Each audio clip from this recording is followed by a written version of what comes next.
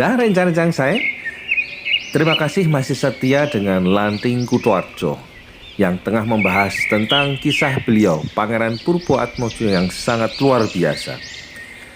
Pada episode yang terakhir ini, yang mengisahkan tentang kehebatan beliau, Pangeran Purwoatmojo, kita akan membahas berbagai macam karya-karya beliau selain yang sudah kita bahas pada episode yang lalu tentang pembangunan bendungan dan sistem irigasi terpadu. Apa saja karya beliau? Nah, inilah kisahnya. Yang pertama adalah karya beliau mengenai lingkungan hidup.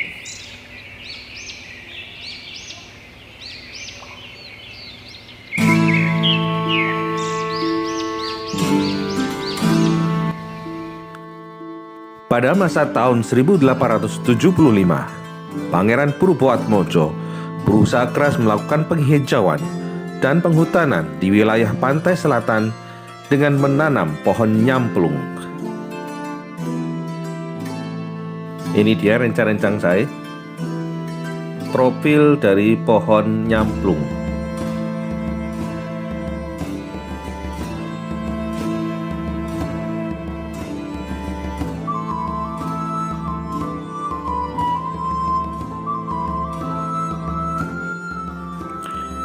Tujuannya adalah agar tanah-tanah yang tadinya tidak ada pepohonan bisa menjadi teduh sebagai tempat perlindungan bagi manusia dan ternak, menghindari dari angin yang panas karena daerah pantai dan terik matahari yang dapat mengganggu kesehatan manusia maupun satwa. Tanaman pertanian daerah pun tidak akan tumbuh optimal dan menghasilkan komoditi yang diharapkan. Dengan usaha tersebut di atas, diharapkan akan terjadi perubahan di wilayah pantai selatan Kutoarjo.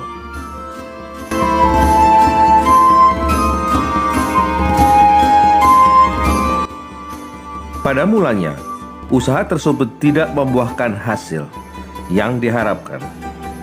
Namun, setelah bertahun-tahun dikerjakannya dengan penuh ketekunan dan kesabaran, maka pada tahun 1892 mulai menampakkan hasilnya, sehingga dilakukanlah penghutanan secara besar-besaran di sepanjang pantai selatan Kutoarjo.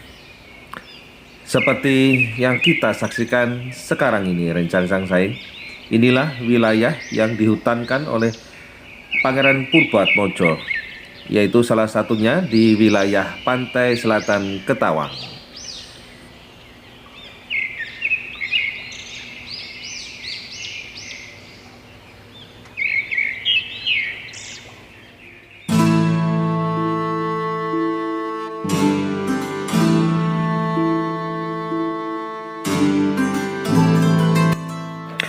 Hasil karya berikutnya adalah pembangunan 3 jalur tanah yang berhutan, berukuran panjang 10 km dan lebar 25 meter.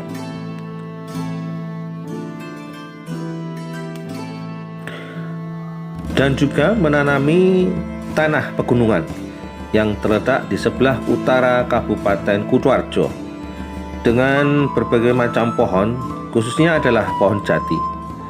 Dilakukan pula reboisasi terhadap pegunungan yang gundul, antara lain di daerah Desa Wonosodo, Desa Semayu, dan Desa Dilem.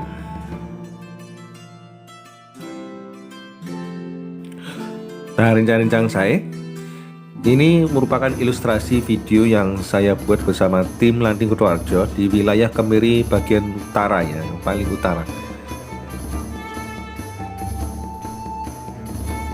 Sangat indah pemandangan di sini, rencang-rencang saya. Perpaduan antara hutan reboisasi dengan lahan milik penduduk desa setempat.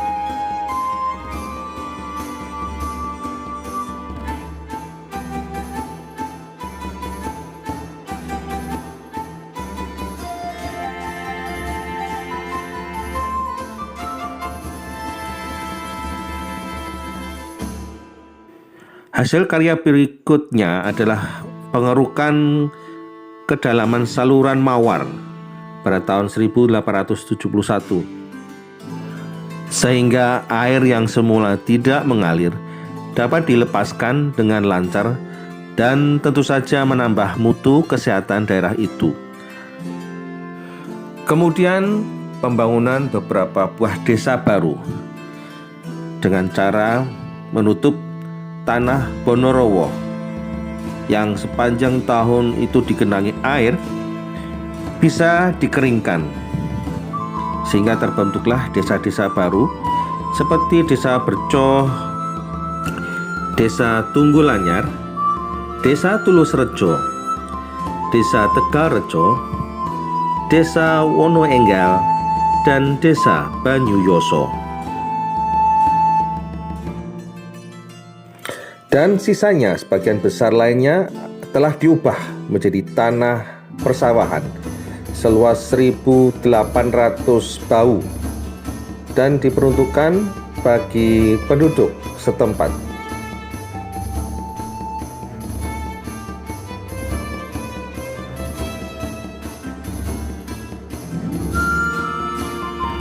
Jasa-jasa besar lainnya oleh Pangeran Purwoatmojo ialah memajukan sektor perikanan dan peternakan penduduk desa.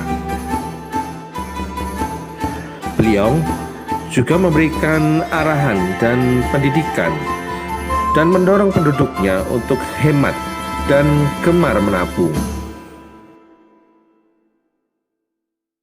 Nah, rencana-rencana saya dari jasa-jasa beliau, Pangeran Purwoatmojo, mengenai konservasi alam dan lingkungan hidup, akhirnya menempatkan beliau di urutan yang paling tinggi dalam sebuah organisasi cagar alam milik pemerintahan Hindia Belanda yang bernama Nederlands Instituut Natuurbescherming atau Perkumpulan Perlindungan Alam Hindia Belanda, yang didirikan pada tanggal 22 Juli tahun 1912 di Buitenzorg atau Kota Bogor.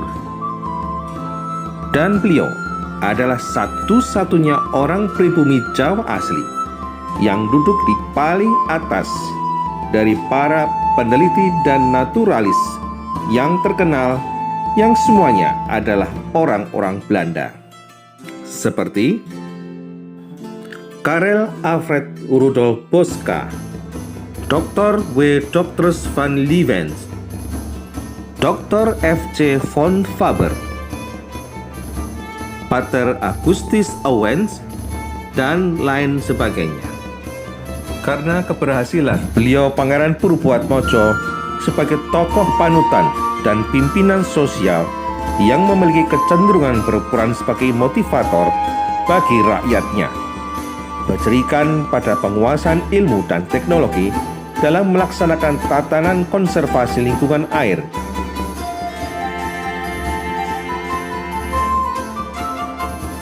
Pangeran Purwoatmojo juga dinilai atas keberhasilannya sebagai tokoh penggerak pembangunan dan lingkungan, juga sebagai pemimpin yang bersifat formal dan informal yang mampu menggerakkan kekuatan-kekuatan masyarakat dalam memanfaatkan potensi sumber alam, lingkungan, dan membimbing melalui pengarahan, mempengaruhi perasaan dan perilaku orang lain untuk keperluan menuju sasaran yang diinginkan bersama, yaitu kemakmuran rakyatnya.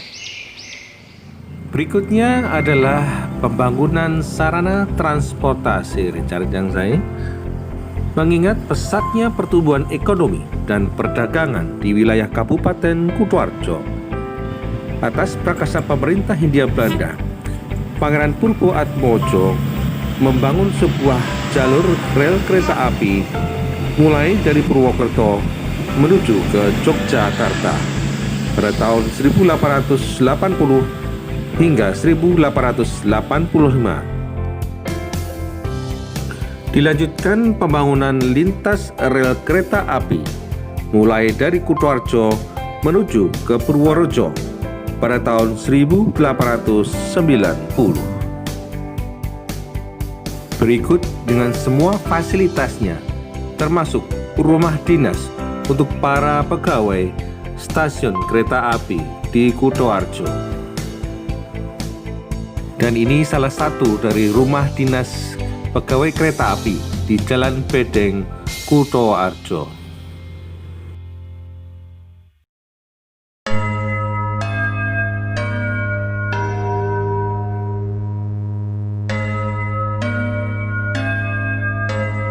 Perjalanan karir Pangeran Purwoatmojo diawali menjadi seorang ahli juru ukur di Dinas Topografi Karesidenan Bagelen. Pada tahun 1865, terbit surat keputusan Residen Bagelen tanggal 30 Mei tahun 1865 nomor 1541. Beliau Pangeran Purwoatmojo diangkat sebagai sekretaris yang diperbantukan pada Wedono Pituruh. Atas keberhasilan beliau, Pangeran Purwoatmojo dalam membangun Bendungan Boro, beliau diangkat menjadi Mantri Bendungan Boro di Sungai Bogowonto melalui surat keputusan Residen Bagelen tanggal 10 Agustus tahun 1869 nomor 2259 oleh Raden Adipati Aryo Cokronegoro II. Berlanjut kepada surat keputusan Gubernur Jenderal Hindia Belanda pada tanggal 19 Oktober tahun 1870 nomor 25. Pangeran Purwoatmojo diangkat menjadi Bupati Kutoarjo, de Regent van Kutoarjo.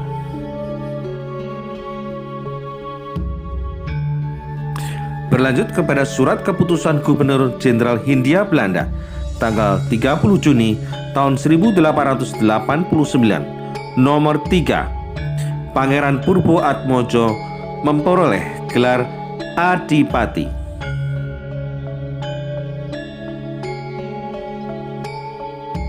Berlanjut kepada surat keputusan pemerintah Hindia Belanda tanggal 31 Agustus tahun 1898 nomor 1.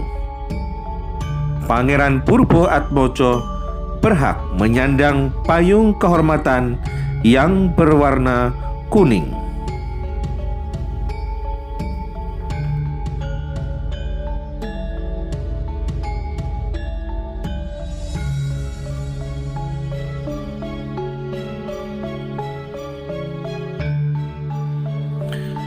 Berdasarkan surat keputusan Kerajaan Belanda dari Ratu Wilhelmina pada tanggal 30 Agustus tahun 1899 nomor 12, beliau Pangeran Purwoatmojo menerima tanda bintang jasa berupa Orde van Oranje Nassau, sebuah penghargaan yang biasa diberikan kepada sebuah ordo kesatria Belanda dalam bidang sipil maupun militer yang dihimpun pada tanggal 4 April tahun 1892 oleh pemangku Ratu Emma.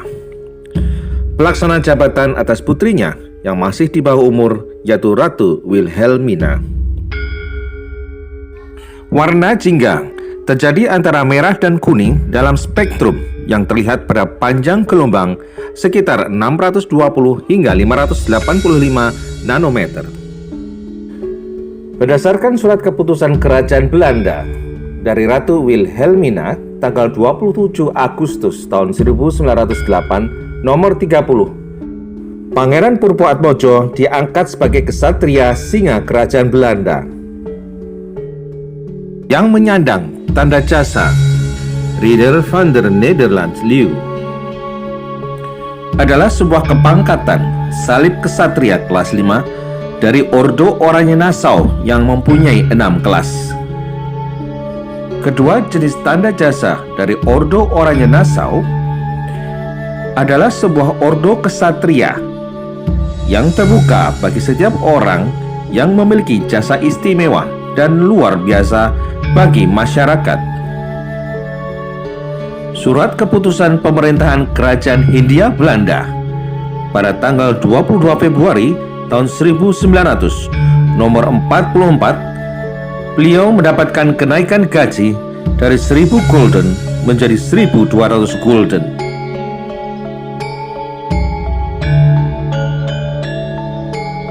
Surat keputusan Kerajaan Hindia Belanda dari Ratu Wilhelmina tanggal 29 Agustus tahun 1901 nomor 29/8, Pangeran Purwoatmojo diangkat menjadi opsir Kerajaan Belanda. Dan pada puncaknya, pada surat keputusan Gubernur Hindia Belanda tanggal 10 Oktober tahun 1910 nomor 26, beliau Purwoatmojo meraih penghargaan yang tertinggi dari Kerajaan Hindia Belanda berupa gelar Pangeran atas jasa dan karya besarnya bagi kepentingan masyarakat Kabupaten Kutoarjo.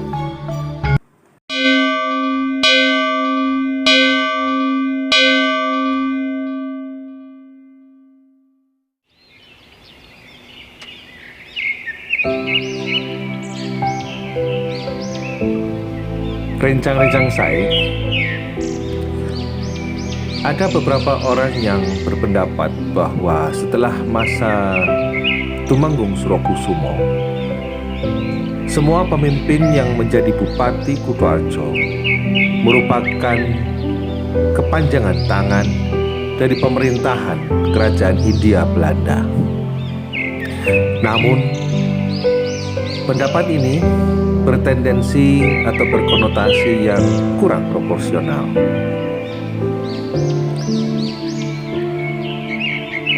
Sebenarnya bukan menjadi kepanjangan tangan dari pemerintah negara Belanda, rencang-rencang saya. Namun memang pada masa kekalahan Perang Pangeran Diponegoro, wilayah Nusantara memang sepenuhnya dikuasai oleh Kerajaan Hindia Belanda.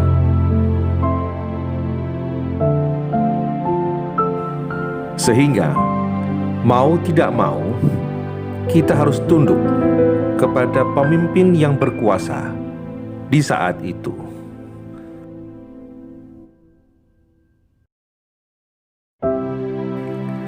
Pada masa itu, menurut catatan sejarah, wilayah Ibu Pertiwi atau Nusantara ini merupakan kerajaan. Jadi kita belum mengenal apa yang namanya negara Indonesia. Embrio dari negara Indonesia pun belum nampak.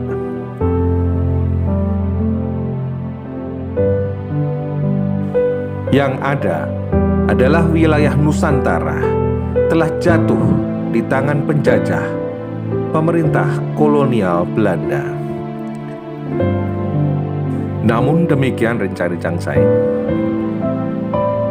para tokoh atau pemimpin-pemimpin kita Bupati Kutoarjo telah memberikan suri toladan yang sangat luar biasa bagi para generasinya, di mana walaupun beliau secara administratif harus tunduk kepada pemerintahan Hindia Belanda, namun semua strategi dan pemikirannya dicurahkan untuk mencapai kemakmuran rakyatnya.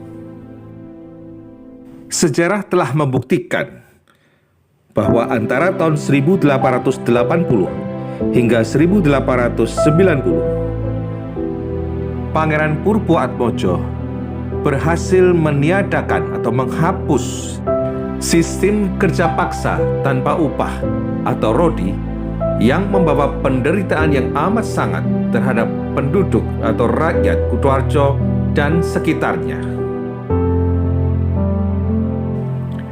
Ini berarti pamor yang sangat luar biasa yang dimiliki oleh Pangeran Purwoatmojo telah berhasil menundukkan keangkuhan pemerintahan penjajah kerajaan kolonial Belanda, sehingga pemerintahan Hindia Belanda mengabulkan permintaan beliau, Pangeran Purwoatmojo. Rencang-rencang saya, beberapa waktu sebelum Pangeran Purwoatmojo mengakhiri masa jabatannya, pecahlah Perang Dunia pada tahun 1914.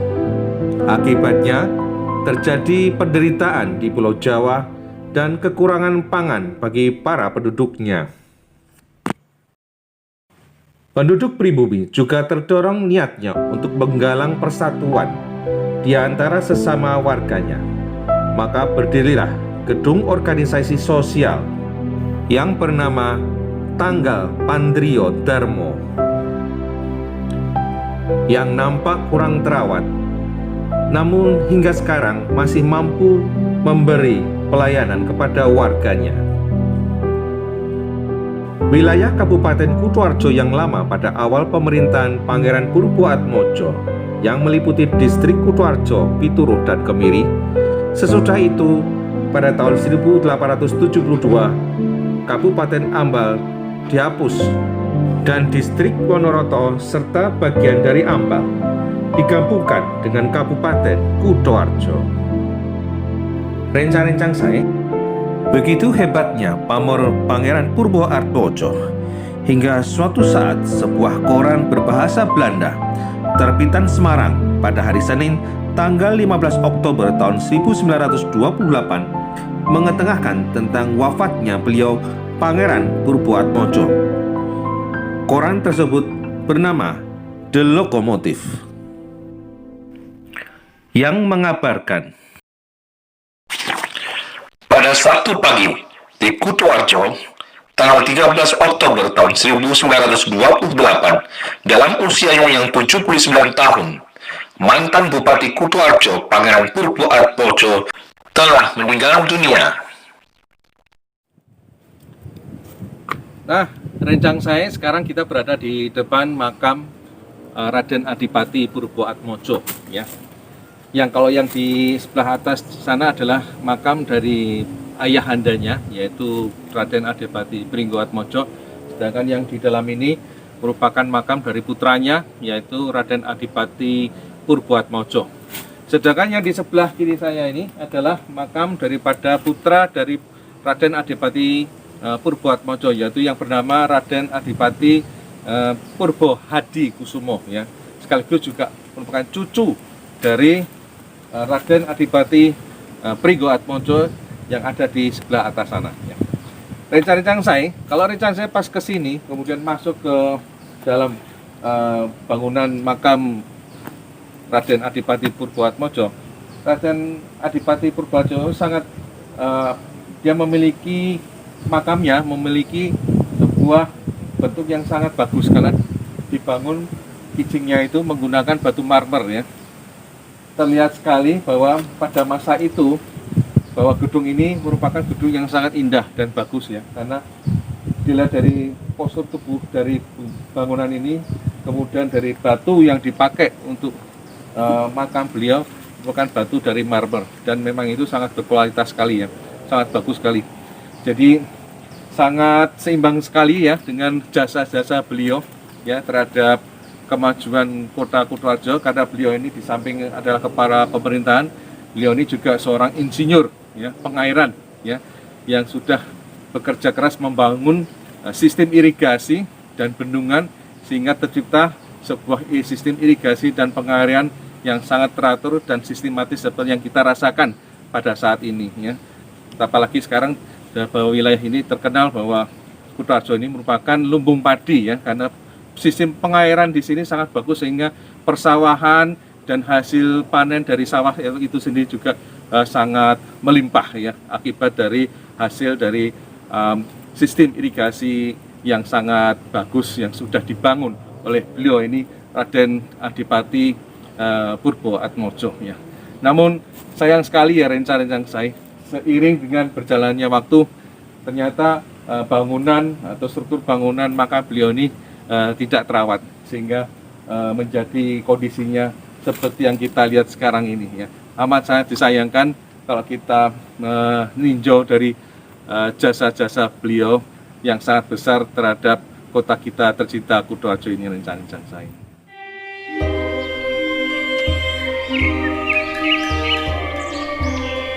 Memang sangat disayangkan, ya, rencang-rencang saya. Riwayat besar beliau Pangeran Purboatmojo atau Raden Adipati Arya Purboatmojo berakhir dengan kondisi makam beliau yang seperti yang kita lihat saat ini, ya. Seharusnya tidak demikian, ya rencana saya. Harusnya sepadan dengan apa yang sudah beliau berikan dan beliau sumbangkan untuk kemaslahatan dan kemakmuran generasi kita, generasi mudanya, bahkan generasi penerus kita dan rakyat Kutoarjo. Selama 45 tahun penuh, Pangeran Purboatmojo dengan setia dan dengan pengabdian yang tanpa batas melayani rakyatnya. Beliau menjadi bupati pada usia yang sangat muda, yaitu 21 tahun, ketika beban berat kabupaten dibebankan padanya dari tahun 1870 hingga Desember 1915. Ketika beliau menyerahkan tugas itu kepada pundak putranya, yaitu Pangeran Purbohadikusumo, beliau telah mengurus dengan baik keprihatinan masyarakatnya yang dipercayakan kepadanya tahun 1915 hingga akhir hayatnya tahun 1928. Beliau menikmati masa pensiunannya selama 13 tahun. Kebaikan almarhum Pangeran Purboatmojo telah terungkap sepenuhnya di saat acara pemakaman beliau, keluarga bupati dari Kutoarjo, di mana kerumunan besar orang yang terhormat memberi penghormatan terakhir kepada almarhum. Banyak warga dari Kariside dan Pagelen, warga setempat Kutoarjo, banyak bupati berdatangan, di antaranya Bupati Kebumen, Bupati Temanggung, Bupati Nganjuk, Bupati Magelang, Bupati Banjarnegara, Bupati Wonosobo, Bupati Purworejo, dan Bupati Banyumas. Ada juga perwakilan dari pabrik Swiker, Perembun, dan Purworejo. Banyak petugas administrasi di Kabupaten Kutoarjo dan sekitarnya, serta banyak pihak lain yang berkepentingan.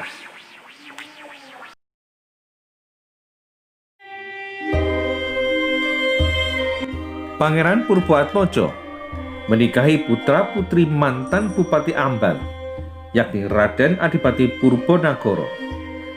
Dari perkawinannya itu, lahirlah seorang putra yang bernama Raden Adipati Purbohadikusumo, yang kelak pada tahun 1915 menggantikan ayahnya menjadi Bupati Kutoarjo yang ke-9.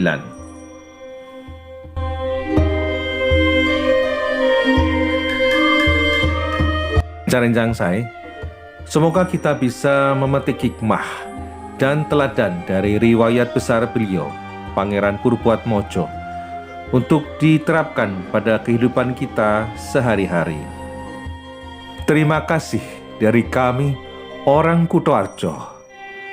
Kami bangga padamu, Pangeranku.